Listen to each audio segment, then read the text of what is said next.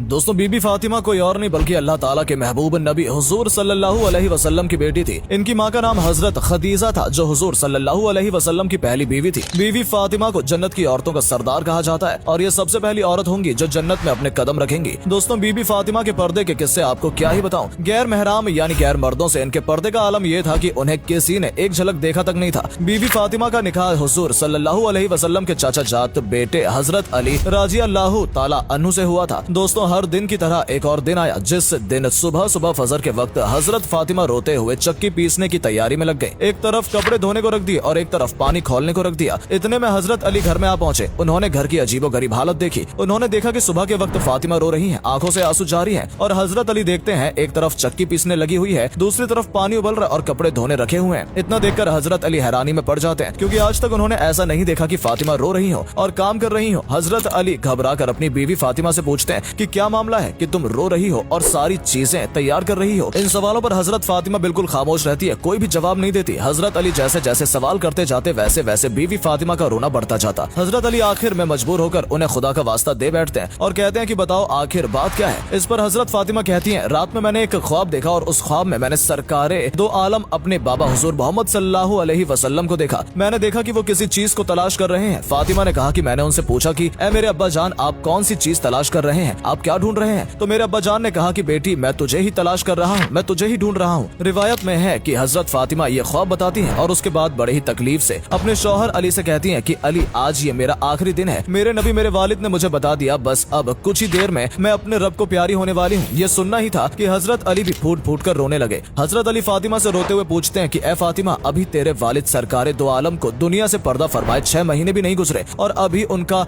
गम ही सीने पर भारी है। तू ही बता कि तेरे जाने का बोझ मैं कैसे उठाऊंगा, मैं कैसे बर्दाश्त कर पाऊंगा तेरा गम। हजरत फातिमा ने कहा कि ए अली जैसे तुमने वालिद हजरत मोहम्मद सल्लल्लाहु अलैहि वसल्लम की वफात पे सब्र कर लिया था बस वैसे ही मेरे भी रुखसत होने पर खुद पे काबू कर लेना, वैसे ही सब्र कर लेना। दोस्तों इसके बाद धीरे धीरे हजरत फातिमा की तबीयत और बिगड़ने लगी, उन्हें बुखार चढ़ने लगा। वो चक्की पीस रही थी तो हजरत अली ने उनका हाथ पकड़ लिया और कहा कि बस करो आज तुम्हारा आखिरी दिन है, तुम हम सबको छोड़कर दुनिया से पर्दा करने वाली हो। ये चक्की पीसने, ये कपड़ा धोने, ये पानी गर्म करना, ये सब तकलीफ क्यों उठा रही हो। इस पे फातिमा रोने लगती है और कहती है कि मुझे तुम्हारा भी हक अदा करना है और मुझे मेरे बेटे हसन और हुसैन का भी हक अदा करना है। मैं दुनिया से चली जाऊंगी तो मैं चाहती हूँ कि मैं अपने आखिरी काम करते जाऊँ, मैं चक्की पीस कर जाऊँ, कपड़े धुल कर जाऊँ, अपने बच्चों को नहला कर जाऊँ ताकि मेरे इंतकाल के बाद तुम्हें किसी के सामने हाथ न फैलाने पड़े। रियावत में है कि हजरत अली फातिमा को खड़ा करते हैं और दोनों रो रहे होते हैं। इतने में दोनों बच्चे हसन और हुसैन आ जाते हैं। मेरे दोस्तों जरा सोचो उस माँ बाप पर क्या गुजर रही होगी जैसे इस बात का पहले से पता है कि ये उसके सामने उसके बच्चे की आखिरी झलक है। अब आज के बाद वो अपने बच्चों को दोबारा न देख सकेगी। हजरत फातिमा अपने दोनों बच्चों को सीने से लगा लेती है। हजरत अली को रोता देख, हजरत फातिमा को रोता देख उन दोनों बच्चों को रहा नहीं गया और वो भी रोने लगे। रोते हुए दोनों बच्चों ने अपनी माँ से पूछा कि आप क्यों रो रही हैं। अपने अब्बा को रोता देख उनसे भी पूछा कि आप क्यों रो रहे हैं। अली ने कोई जवाब नहीं दिया, फातिमा ने भी कोई जवाब नहीं दिया। बस फातिमा ने अपने दोनों बच्चों को इशारा किया कि तुम दोनों मेरे वालिद अपने नाना हुजूर मोहम्मद सल्लल्लाहु अलैहि वसल्लम के कब्र पर ले जाओ। ये सुनते ही फौरन दोनों बच्चों ने माँ की बातों का मान रखा और कब्र पे चले गए। दोस्तों जैसे ही वो मासूम और हकीकत से अनजान बच्चे अपनी माँ को छोड़कर कब्र पे पहुंचे, जैसे ही कब्र पे जाकर खड़े हुए कब्र के अंदर से मेरे नबी की आवाज उनके कानों में पड़ गई। नबी ने कहा कि ए मेरे नवासों तुम अपनी माँ के पास चले जाओ, मेरे पास तो तुम बाद में भी आ सकते हो लेकिन आज आखिरी दिन है, इसके बाद तुम्हें अपनी माँ का चेहरा नजर नहीं आएगा। ये सुनना ही था कि दोनों मासूम बच्चे रोते हुए दौड़ते दौड़ते घर पर आ पहुंचे और देखा कि माँ भी रो रही है, बाप भी रो रहा है तो सीधे आकर माँ को गले लगा लेते हैं। धीरे धीरे वक्त गुजरकर शाम को आ पहुंचा। हजरत फातिमा का बुखार और बढ़ जाता और अब उन्हें एहसास होने लगा था कि अब उनका वक्त बिल्कुल करीब है। हजरत फातिमा का बुखार अपने जोर पर था, बिस्तर पर लेटी हुई थी। तब वो अपने शौहर हजरत अली राजी अल्लाह ताला अन्हु को करीब में बैठाती हैं और कहती हैं कि मैं 3 बातें तुम्हारे सामने रखती हूँ। पहली बात वो हजरत अली से कहती हैं कि मुझे मालूम नहीं कि तुम्हारे निकाह में आने के बाद मेरी वजह से तुम्हें कितनी तकलीफें हुई हैं, तुम्हें कितनी ही मुश्किलों का सामना करना पड़ा होगा। वो अपने शौहर से दरख्वास्त करती हैं कि अल्लाह के वास्ते मुझे मेरी वफात से पहले माफ कर दे ताकि कयामत के वक्त मुझे मेरे नबी के सामने रुस्वा न होना पड़े, मुझे मेरे वालिद के सामने जलील न होना पड़े। इस पर अली की चीखें निकली और रोते हुए फातिमा के सर पे हाथ फेरा कि तू गम मत कर, तू नबी की बेटी है और माफी तो मुझे मांगनी चाहिए कि मैं तेरा हक अदा नहीं कर सका। अली एक लंबी सांस लेते हैं और फिर कहते हैं कि मुझे मालूम है कि जब से तुम मेरे निकाह में आई हो तुम्हें 2 वक्त की रोटी भी नसीब नहीं हुई है। इतने में हजरत फातिमा अपनी दूसरी बात बोल पड़ती है कि ए मेरे शौहर मेरे बाद तुम्हें जिस भी औरत से निकाह करना हो कर लेना। उसके बाद अपने प्यारे बच्चों की तरफ निगाह करके कहती हैं कि अली चाहे जिससे निकाह करना लेकिन एक रात मेरे बच्चों के साथ भी गुजारना क्योंकि ये अभी बहुत छोटे और मासूम हैं, ये अपना अच्छा बुरा वक्त नहीं समझ सकते। जब ये बालिग हो जाए तो उन्हें अल्लाह के हवाले कर देना। अब तीसरी बात दोस्तों बीबी फातिमा की ये थी कि हजरत फातिमा फरमाती हैं, ऐ मेरे शौहर अली, जब मेरा इंतकाल हो जाए तो किसी को न बुलाना। इस बात पे हजरत अली हैरान होकर पूछने लगते हैं कि फातिमा आखिर ऐसा क्यों, मैं नबी की बेटी के जनाजे में आखिर क्यों किसी को न बुलाऊं। तब हजरत फातिमा रोने लगती हैं और कहती हैं कि मेरे नबी ने मुझसे कहा था कि बेटी पर्दे में रहना, मैंने अपने वालिद की बात को पूरा कर लिया, पूरी जिंदगी में किसी मर्द ने मेरे बदन को नहीं देखा, और अली मैं चाहती हूँ कि मेरे मरने के बाद कोई मेरे बदन को ना देखे। इसके बाद जहरा फातिमा ने बस कुछ आखिरी अल्फाज अपनी जबान से बयान किए। उन्होंने कहा कि ए अली, आज मैंने रोजा रखा है। तो हजरत अली ने जब वजह पूछी तो फातिमा ने फरमाया कि मेरे वालिद और अल्लाह के नबी ने ख्वाब में मुझसे कहा था कि बेटी सहरी अली के दस्तरखान पे कर लेना, और इंशाअल्लाह इफ्तार यहाँ मेरे दस्तरखान पर होगा। बस ये जुमला कहते ही कलमा पढ़ते हुए हजरत जहरा फातिमा जन्नत की औरतों की सरदार दुनिया से पर्दा कर लेती है। जैसे कि फातिमा ने कहा था कि रात में मेरा जनाजा उठेगा ताकि किसी को पता न चले, तो हजरत अली अपने बेटों के साथ और हजरत अबूजर दिफारी रजी अल्लाह ताला अन्हु के कंधा दिया। ये हजरत अबूजर वो था जिसे अल्लाह ने खासकर कंधा देने के लिए भेजा था। दोस्तों, हजरत फातिमा के आखिरी पल हम सबके लिए सबक था। दोस्तों, जब फातिमा को कब्र के अंदर उतारा जाने लगा तो हजरत अबूजार से हसन, हुसैन और